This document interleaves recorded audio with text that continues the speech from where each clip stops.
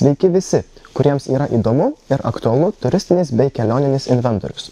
Aš esu Vilius ir šiandien jums papasakosiu apie kuprines.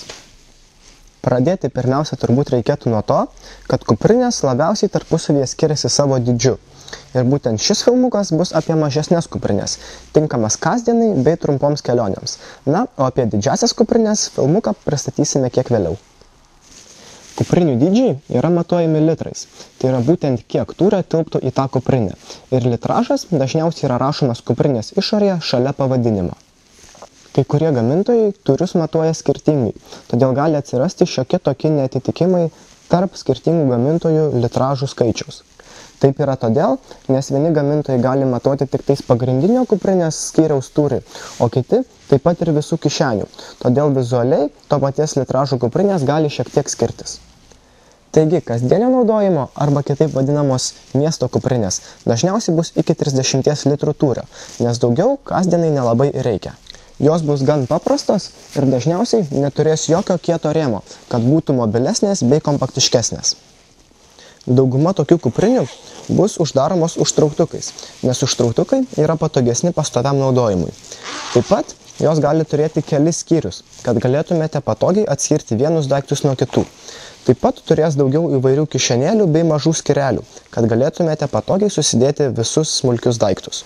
Taip pat kai kurios miestinės kuprinės gali turėti specialų paminkštintą skyrių nešiojamajam kompiuteriui, nes daugumai tai yra aktualu. Taip pat jos gali turėti tampres išorinės kišenes bei dirželius, tiesiog kažkam patogiai prisisegti. Tokios kuprinės yra pritaikytos nešti mažesniam svoriui, todėl neturės jokių storų paminkštinimų ar kažkokių papildomų diržų. Kad kuprinę nešti būtų patogu, ji neturėtų kabėti labai žemai, todėl diržus reikėtų pristraukti tiek, kad kuprinė maloniai priglustų prie nugaros. Taip pat jų nereikėtų per smarkiai užtempti, kad petnešos neįsirėžtų jums į nugarą. Taip pat net ir mažesnės tokios kuprinės gali turėti standų rėmą, kuris yra skirtas tam, kad kuprinė palaikytų pastovią formą ir nesideformuotų pridėjus daugiau daiktų. Taip pat šis rėmas gali būti šiek tiek išgaubtas tam, kad atsirastų tarpas tarp jūsų nugaros ir kuprinės. Taip atsiranda daugiau ventiliacijos ir jūsų nugara mažiau prakaituoja. Kadangi šios kuprinės yra skirtos nešti didesniam svoriui, jų paminkštinimai bus šiek tiek storesni. Taip pat jos gali turėti juosmens diržą.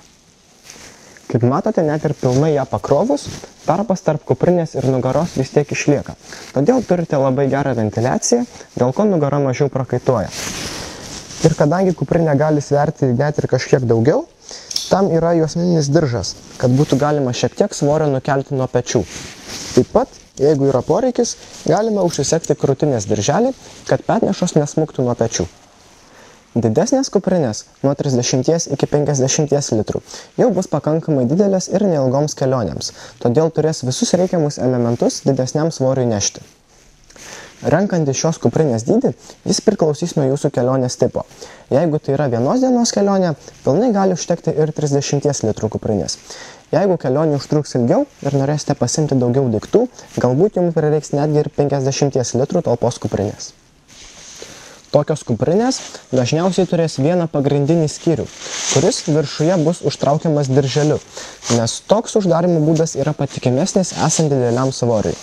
Taip pat kai kurie modeliai gali turėti vieną ar net kelis papildomus įėjimus į kuprinės pagrindinį skyrių.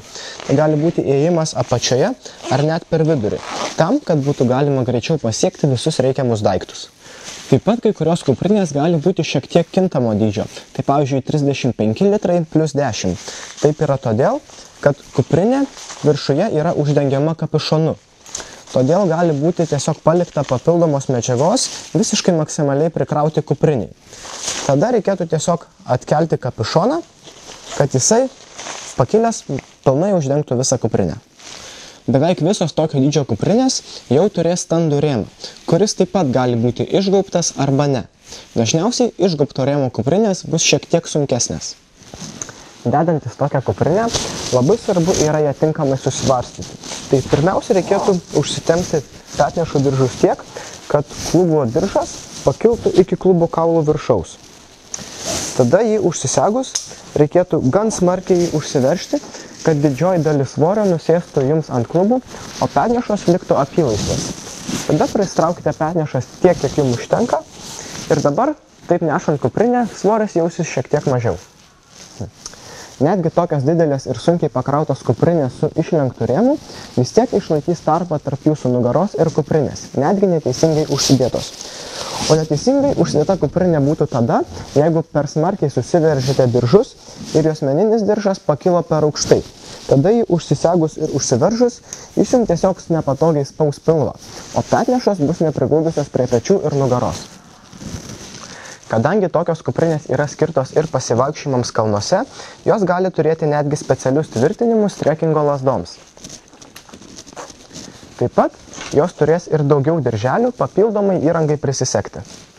Beveik visų kuprinių išorinė medžiaga yra neperšlampama, tačiau esant stipresniam ar ilgesniam lietui, ji gali prašlapti pro užtrauktukus ar siūles. Todėl prie daugumos kuprinių yra pridedamos lietskraistės, kurios esant stipriam lietui uždengia visą kuprinę, dėl to daiktai lieka sausi. Kai kurios kuprinės gali būti gaminamos iš storesnės ir kietesnės medžiagos, tam, kad būtų kuo tvirtesnės, o kitos atvirkščiai iš kuo plonesnės, kad jų svoris būtų kuo mažesnis. Taigi, rinkdamiesi kuprinę, pagalvokite, kaip dažnai ją naudosite arba kokio ilgio bus jūsų kelionė. Galbūt jums labai aktualu yra kuprinės išmatavimai, kadangi žadate skristi lėktuvu ir norite ją pasimti į rankinį bagažą. Tada galite tiesiog pamatuoti kuprinės rėmo ilgį. O jeigu kuprinę žadate naudoti kasdien mieste, pasirinkite kuprinę su užtrauktuku užsegamu viršum, nes dirželiu užtraukiamas viršus bus nepatogus pastoviam darinėjimui.